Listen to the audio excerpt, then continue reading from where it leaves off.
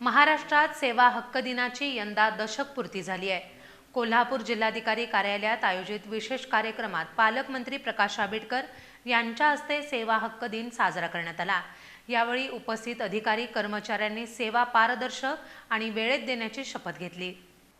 राज्यातील नागरिकांना वेळेत, पारदर्शक आणि गतिमान सेवा मिळावी यासाठी 2015 मध्ये महाराष्ट्र लोकसेवा हक्क अधिनियम लागू करण्यात आला। या कायद्याच्या अंमलबजावणीला यंदा 10 वर्षे पूर्ण होत असल्यानं जिल्हाधिकारी कार्यालयात सेवा हक्क दिवसाचा दशकपूर्ती सोहळा मोठ्या उत्साहात साजरा करण्यात आला।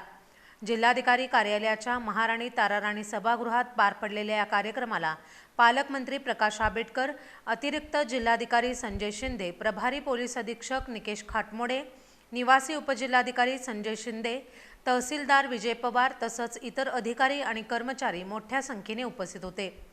कार्यक्रमाच्या प्रारंभी तहसीलदार विजय पवार यांनी प्रास्ताविक करत सेवा हक्क दिनाचं महत्त्व उलगडून सांगितलं। त्यानंतर पालकमंत्री प्रकाश आंबेडकर यांनी सर्व उपस्थितांना सेवा हक्क दिवसाच्या शुभेच्छा दिल्या। या प्रसंगी अतिरिक्त जिल्हाधिकारी संजय शिंदे यांच्या मार्गदर्शनाखाली सर्व अधिकारी कर्मचाऱ्यांनी शपथ घेतली।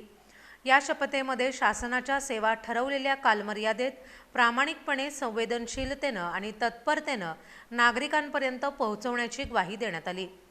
तसंच सेवा वितरण प्रक्रियेत कोणताही विलंब, अडथळा किंवा भ्रष्टाचार होणार नाही याची ग्वाहीही देण्यात आली। कार्यक्रमात सेवा हक्काच्या भावनेला उजाळा देत अधिक परिणामकारक आणि नागरिकाभिमुख कार्यप्रणालीचा संकल्प करण्यात आला।